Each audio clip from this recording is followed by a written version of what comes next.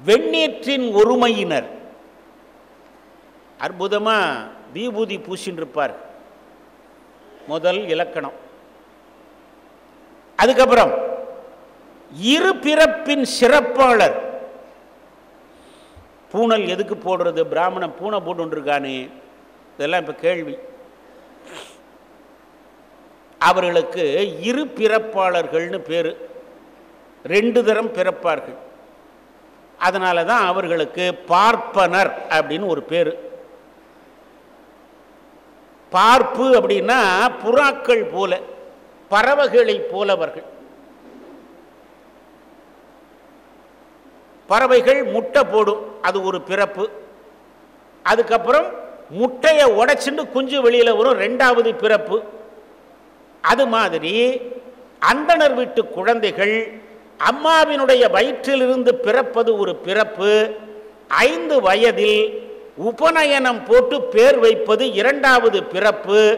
ஆகவே அவர்களுக்கு இரு பிறப்பாளர்கள், பார்ப்பனர்கள் என்று பெயர். அதுக்கப்புறம் மும்மை தழல் ஓம்பிய நெறியர். இன்னைக்கு யாராவது பண்றோமோ?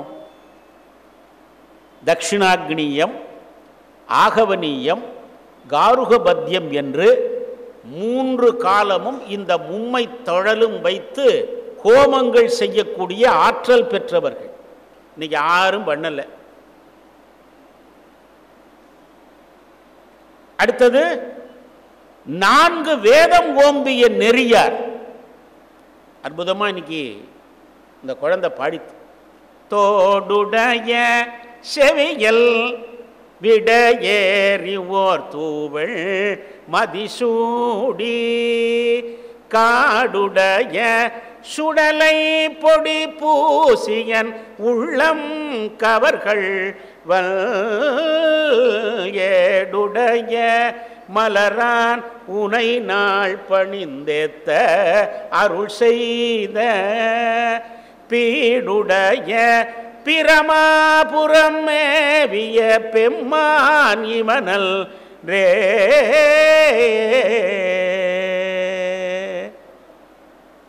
ஞானசம்பந்தர் எதுக்கு வந்தார்? வேத நெறி தழைத்து ஓங்க, அதுக்காக வந்தார் அவர். இங்க முதல் பாட்டிலேயே அத்தனை வேதத்தையும் சொல்லிவிட்டார் அவர். தோடுடைய வேதம் எப்படி தொடங்குறது? ருக்வேதம். ஓம் அக்னிமேளே புரோகிதம் யஜ்ஞஸ்ய தேவமிருத்விஜம். ஓம்லேருந்து தொடங்கித்தா தமிழ் வேதம் பாட வந்தவர். அந்த ஓங்காரத்தை முதல்ல வச்சு தோடுடைய ருக்வேதம் வந்தாச்சா. அடுத்தது யஜுர்வேதம், ருத்ர ஜபம் பண்ணுவார்கள். அதிலே அழகான ஒரு தொடர் வரும். தஸ்கராணாம் பதயே நமோ நமோ. தஸ்கராணாம் பதையேன்னு அர்த்தம், கள்வர்களின் தலைவன். அப்படி எப்படி அவன் என்னத்தை திருடினான் அப்படின்னா, ரிஷபவாகனத்தில் இன்னைக்கு பார்த்தேன், இன்னைக்கு சுப்பிரமணிய சுவாமி கோவிலில். அப்படியே எனக்கு அதை பார்த்துட்டே இருக்கணும் போல இருந்தது. என்னுடைய மனத்தை என்னை அறியாமலேயே அவன் கொள்ளையடிச்சு விடுவான். அதனால அவனுக்கு கள்வர்களின் தலைவன் பேரு. தஸ்கராணாம் பதையே நமஹா யஜுர்வேதம். இங்கே தமிழ் வேதம் அப்படியே படித்து யஜுர்வேதத்தை. அடுத்தது சாமவேதம், அத்தனையும் இசை.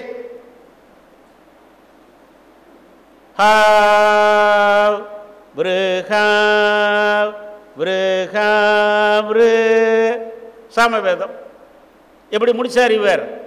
முடிக்கிற போது பெம்மானிவனன் ரே.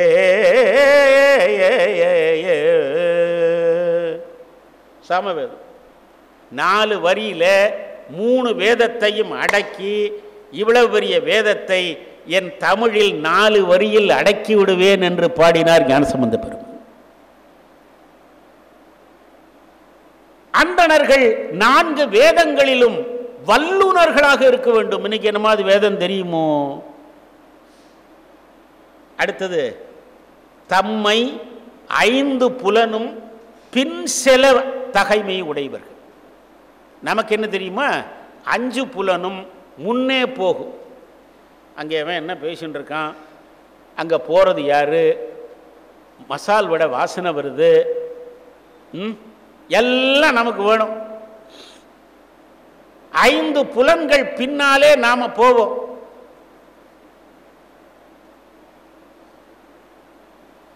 மகாபெரியவருக்கு ரவா உருண்டை கொண்டு கொடுத்தா ஒரு பாட்டி,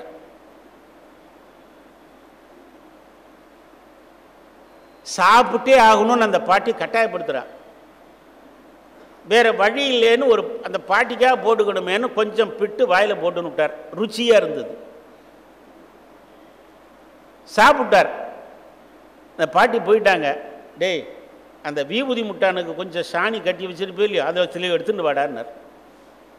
எதுக்கு பெரியவனா, எடுத்துட்டு வா அப்படின்னார். அந்த சாணியை வாயில் போட்டு நர நரன்னு அதை கடிச்சினார். ஐயோ என்ன பெரியவான்னா, இல்லைடா இவ்வளவு நாள் என் நாக்குக்கு ருச்சி தெரியாமல் இருந்தது, இந்த கிழவி என்னை கட்டாயப்படுத்தி கொஞ்சம் வாயில் போட்டுனால அது ருச்சியாக இருந்தது. ஐயோ நம்ம நாக்குக்கு ருச்சி வந்து கொடுத்து இந்த ருச்சி வரப்படாதேங்கிறதுக்காக சாணியும் வாயில் போட்டு கொஞ்சம் கொஞ்சம் அப்படியே கடித்து அதை மறந்தேன்.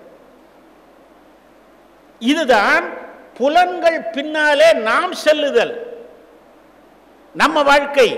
ஆனால் மகா பெரியவர் தன்னுடைய புலன்கள் அவருக்கு பின்னாலே வந்தது. கண்ணு பார்க்கணும்னா தான் பார்க்கணும், இல்லைன்னா பார்க்கப்படாது. காது கேட்கணும்னா தான் கேட்கணும், இல்லைன்னா பேசாமல் இருக்கணும். காது நம்ம 5 புலனும் 5 இடத்துக்கு அழிச்சுன்னு போயிடுறது. நாம புலன்கள் பின்னால் அல்லவா ஓடிக்கொண்டிருக்கிறோம். 5 புலன்களும் தம்மை பின் செல்லும் தகைமையாளர். 6 தொழில் செய்பவர்கள். 1 2 3 4 5 6வது பாருங்க. வேட்டல், ஹோமம் பண்ணுதல், வேட்பித்தல், அடுத்தவனை ஹோமம் பண்றான்னு வேட்பித்தல், ஓதுதல், வேதம் ஓதுதல், அடுத்தவனை உட்காத்தி வச்சு அவனை வேதத்தை ஓத வைப்பது, ஈதல் கொடுப்பது, ஏற்றல் கொடுப்பதை பெற்றுக்கொள்ளுவது. 2 செய்யணும். நடந்து சொல்லட்டுமா? திவான் சேஷையர்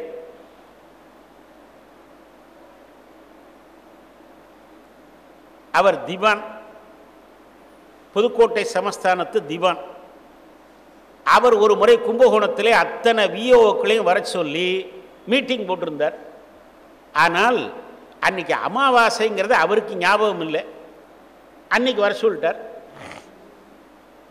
அவருடைய வீடு கும்பகோணத்திலே சாரங்கபாணி சக்கரபாணி இல்லத்தில் பக்கத்தில். இவர் மீட்டிங் போட்டேங்கிறத அன்னைக்கு தான் உணர்றார். ஐயையோ அமாவாசை இன்னைக்கு மீட்டிங் போட்டு தொலைச்சுட்டேன்னா சரி அப்படின்னு வேகமாக போய் கும்பகோணம் காவிரி கரையிலே ஸ்நானம் பண்ணி தன்னுடைய முன்னோர்களுக்கு தர்ப்பணம் கொடுத்து கொண்டிருந்தார். எங்கேருந்தோ ஒரு விஓ வந்தான், ரொம்ப தூரத்தில் இருக்கிறவன். அவனுக்கு திவான் சேஷையர்னா யாருன்னு தெரியாது.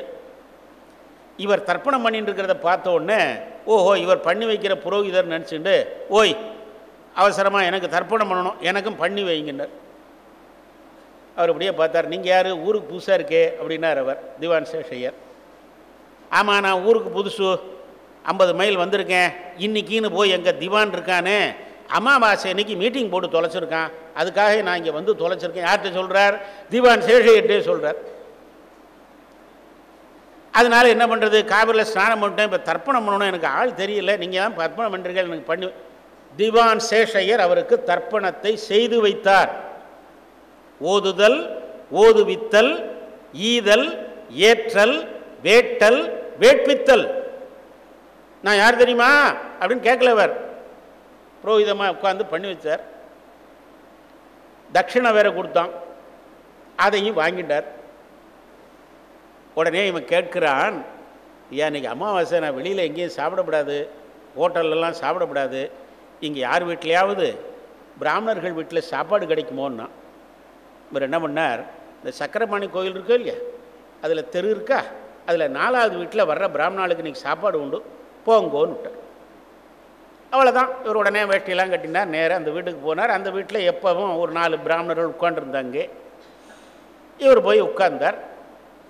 அவங்க யார் என்ன ஏதுனாங்க, இந்த மாதிரி விஓ மீட்டிங் வந்திருக்கேன், அங்கே ஒருத்தர் புரோகிதர் எனக்கு பண்ணி வச்சார், அவர் தான் இங்கே போக சொன்னார்னா சரின்னார்கள்.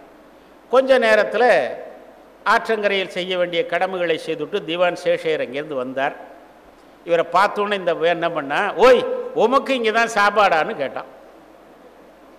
உமக்கு இங்கே தான் சாப்பாடா அப்படின்னா, ஆமாம் ஆமான்ட்டு அவர் உள்ளே போயிட்டார்.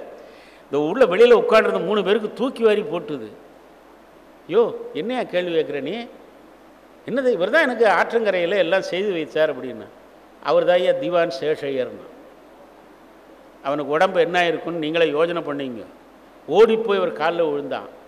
அவர் என்ன பண்ணார், என் காலில் விழறத உங்காலில் நான் விழணும். ஏன் தெரியுமா, இன்றைக்கி அமாவாசைன்னு தெரியாமல் நான் பாட்டில் இந்த தேதியில் மீட்டிங் போட்டேன் பாரு, இது எனக்கு ஏற்பட்ட தப்பு, நான் பண்ணின தப்பு, நான் உங்காலில் விழணும்.